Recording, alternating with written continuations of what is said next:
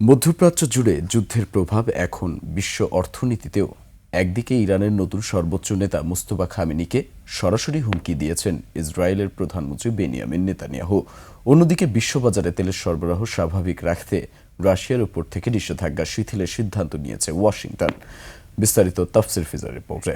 Colour expert dark sap এবং mild on hands technology সমৃদ্ধ Orix advance detergent powder আপনার laundry expert.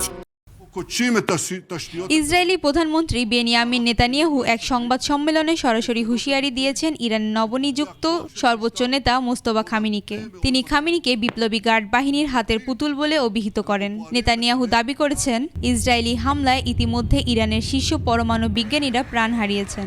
ইরানের পরমাণু ও ব্যালিস্টিক মিসাইল পরিকল্পনাগুলোকে মাটির নিচে সরিয়ে নেওয়ার চেষ্টাও সফল হবে না। মধ্যপ্রাচ্যের যুদ্ধের কারণে বিশ্ববাজারের জ্বালানি তেলের দাম আকাশচড়া। পরিস্থিতি নিয়ন্ত্রণে রাখতে এক ভিন্ন পদক্ষেপ নিয়েছে ট্রাম্প প্রশাসন। রাশিয়ার তেল বিক্রির উপর দেওয়া নিষেধাজ্ঞা সাময়িক স্থগিত করেছে যুক্তরাষ্ট্র।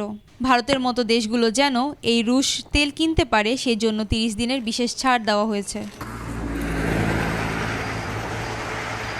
অন্যদিকে ইরাকের ইলবিল অঞ্চলে ইরানের ড্রোন হামলায় ফ্রান্সের 6 সেনা আহত হন। ইরাকের আকাশ সীমানায় যুক্তরাষ্ট্রের একটি সামরিক উড়োজাহাজ বিধ্বস্ত করেন ইরান। তাফসির ফিজা, নিউজ ডেস্ক, 21 টেলিভিশন।